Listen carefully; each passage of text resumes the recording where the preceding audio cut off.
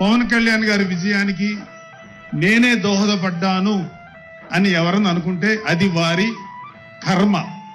ఇదే మాట ఎన్నికలకు ముందు కనుక అంటే బాగుండేది కదా.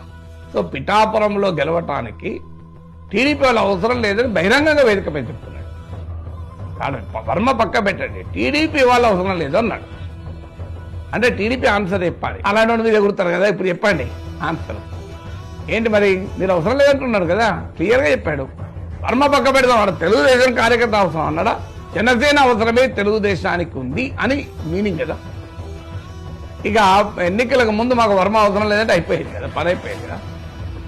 సో ఇప్పుడు ఎన్నిక అయినా అది ఆవిర్భావ సభ, పిఠాపురం కొరకు పెట్టిన సభ కాదు, అది ఆంధ్రప్రదేశ్ మొత్తానికి కోసం పెట్టిన సభ.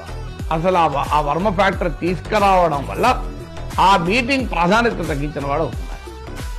అసలు ఆ మీటింగ్ ఉద్దేశం ఏంటి, ఆ మీటింగ్ ఒక లార్జర్ పొలిటికల్ కాంటెక్స్ట్ కొరకు పెట్టి నువ్వు ఎట్లుంది ఆ పిఠాపురం పంచాయతీ మాట్లాడితే డొనాల్డ్ ట్రంప్ చర్చలకు పిలిచి మా గల్లీలో ఈ ప్రాబ్లం ఉందని చెప్పుకుంటే ఎట్లుంటుంది.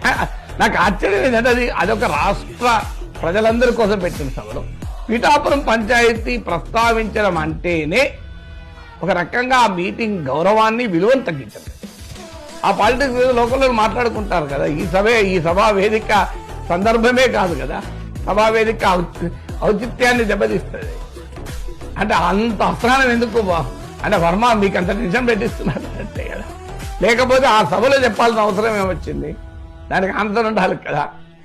అందువల్ల ఎన్నికల్లో మనము మిత్రపక్షాలను గెలవడానికి ఉపయోగించుకుని తర్వాత ఎక్నాలెడ్జ్ చేయకపోవడం కరెక్ట్ కాదు. మా సహకారం ఉంది అన్నమాట, దాన్ని ఎక్నాలెడ్జ్ చేస్తున్న అభ్యంతరం ఏంటి? అది పవన్ కళ్యాణ్ గతంలో ఎక్నాలెడ్జ్ చేశాడు, ఇప్పుడు ఎందుకు మళ్ళీ ఎక్నాలెడ్జ్ చేయడం లేదు అర్థం కాదు.